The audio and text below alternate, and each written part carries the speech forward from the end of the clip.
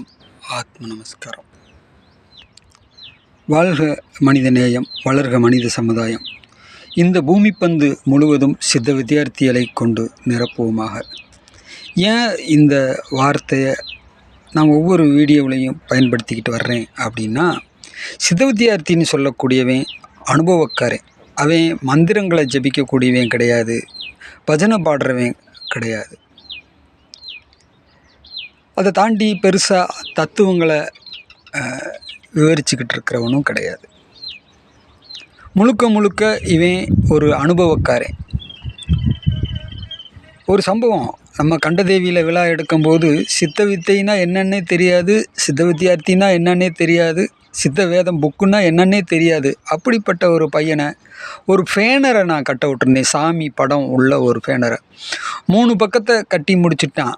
4வது பக்கம் சாமியோட காலுக்கு நேராக வந்து உட்காந்து ரொம்ப நேரம் கட்டிக்கிட்டு இருக்கான், நோண்டிக்கிட்டே இருக்கான். என்னடா இவ்வளோ வேகமாக எல்லாத்தையும் கட்டினா, இந்த ஒரு இடத்த போட்டு இவ்வளோ நேரம் நோண்டிக்கிட்டு கட்டிக்கிட்டு கிடக்கிறானே அப்படின்னு நான் அதை கவனித்து பார்த்துக்கிட்டே இருந்தேன். அதுக்கப்புறமா அவன் கிட்டத்தில் வந்து ஒரு தகவல் சொல்கிறான். சித்த வேதத்தில் இருக்கக்கூடிய ஒரு வார்த்தையை கொண்டு வந்து என்கிட்ட சொல்கிறான். உனக்கு எப்படிப்பா இது தெரியும்னு நான் கேட்டேன்.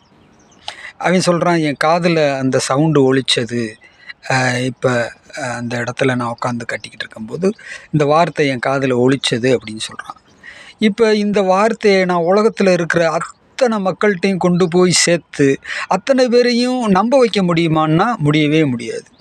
சரி, இந்த பையன் சொல்கிறான், இவன் சொன்னால் உண்மையாக தான் இருக்கும், அவன் பொய் சொல்ல மாட்டான் அப்படின்னு சொல்லக்கூடிய என்னையே நம்பினா தான், இல்லைன்னா இந்த வார்த்தையை என்னால் நிறுவ முடியாது.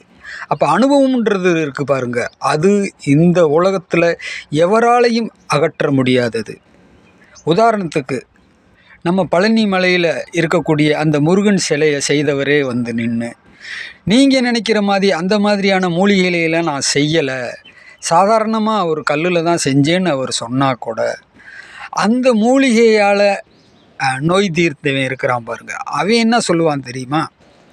இவர் போகரே கிடையாது, நான் அந்த மூலிகையை நான் உட்கொண்டு அந்த தீர்த்தத்தை குடித்து நான் நோய் தீர்க்கப்பட்டிருக்கேன், ஆக இவன் போகரே கிடையாதுன்னு சொல்லுவான்.